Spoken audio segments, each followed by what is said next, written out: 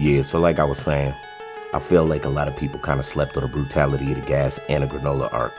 Like when I look back at the Gas and Granola arc, despite the fact that it might not have been some of the craziest gore that was shown throughout the entirety of the Dragon Ball franchise, it was still bad. Like the strongest nigga in the universe just clocked you in the head with a spiked mace. There was a part where they started flexing so crazy. They hadn't even reached like the pinnacle of the power yet. But they started flexing so crazy, man. This nigga Gas comes down with blade spinners around his arm and flies in. These are the strongest in the universe. Flies in at Granola, and Granola catches it. You know, at a different point in time, he fired a whole bunch of like kunais at him after like creating smoke, and it was like 47 or something, oatmeal counted, or 49 or something of that nature, and Granola caught them all throughout the smoke. And just dropped them all like it wasn't nothing. You know, I thought that was, I was like, nah, that's a flex. I found it so hard to believe they at that point. I was like, nah, that's crazy. That's precision. That's power. That's speed. That's everything. I think it was so crazy that I don't think that I don't think it's impossible to do. I think they did a good job of it, but I think it was more so the people that was upset that the person they was rooting for wasn't doing as good as they wanted. And during moments like those, they would kind of, you know, play dumb. They'd be like, wow, that's stupid. That doesn't make sense. And they wouldn't even attempt to, you know, utilize any form of critical thinking when it came to what was actually going on. Because there was a lot going on at different points in times during the fight. You can pretty much track what's happening. You can have a conversation about all these things, but I think people were pretty sour immediately from Goku getting beat up or Goku not being able to just do his Goku thing. I think people were really getting salty. And in the end, when Goku actually started shining and doing something, he still wasn't stronger than Vegeta. Vegeta stated that his Ultra Ego had evolved as well. He bought Goku time so that Goku could catch up. Vegeta evolved again right before falling, and after he got back up, he was still complicit in what they did, right? In the team attack. In actuality, Vegeta is still stronger than Goku. But he took the first part. Look, man, this gonna require some beats. He gonna be whooping us, right? You are not up. Your Ultra Instinct is still at the level it was earlier. My Ultra Ego is evolving. It's still evolving.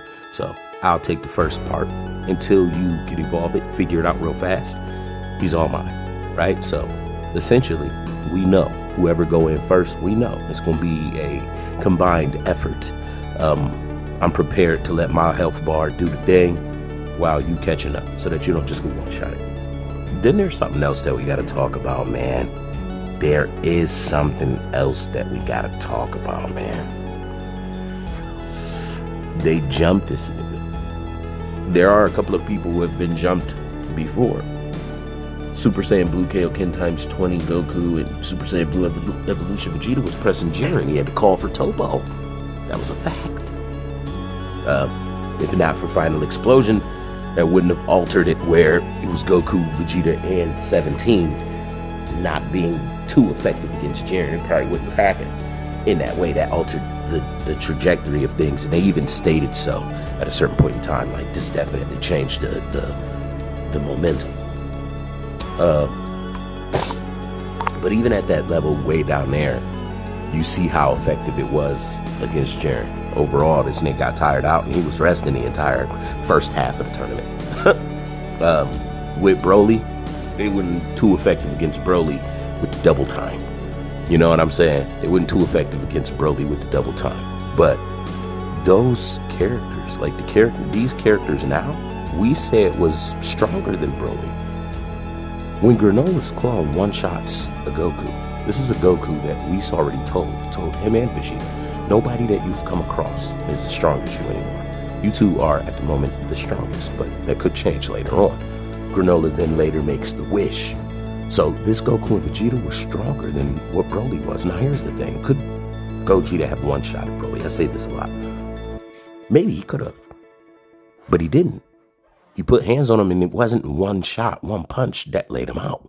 Yes, precision, being smart, this helps, but no, he's overwhelmingly stronger than you. He has the stats to prove that. It's not even being argued because he literally has the strongest in the universe. Wish, the training you were doing, you better hope helps you. You better hope that something happens during this fight that allows you to. And that's basically what it was. They took the training that they was in constant work doing to try and go up against whatever boost he had over him. Man, he was way stronger than them both. But Vegeta was definitely stronger than Goku. Still, when you look all the way up at this point, like, that was then. These characters, look, Granola's clone one-shotting Goku, who's adding UI movements to his forms. That means that Granola's clone is stronger, is using more power than Gogeta Blue was using in the Broly movie. So this Goku and Vegeta who continues to push above, and they're jumping gas. Well, I mean, Granola was already like, whoa. But they're jumping gas. Granola's clone was like, that Gogeta's weak. That Gogeta Blue from the movie, he's weak. Drops, right? Because he did it to a stronger Goku. He dropped Goku in one blow, so, who is, this Granola's clone is superior to the performance that Gogeta Blue had against Broly, because he can one-shot somebody stronger than Broly like it ain't nothing. So real Granola, who then fought Vegeta, this takes place, this is crazy, all the way up until Ultra Ego and Ultra Instinct Goku are jumping gas.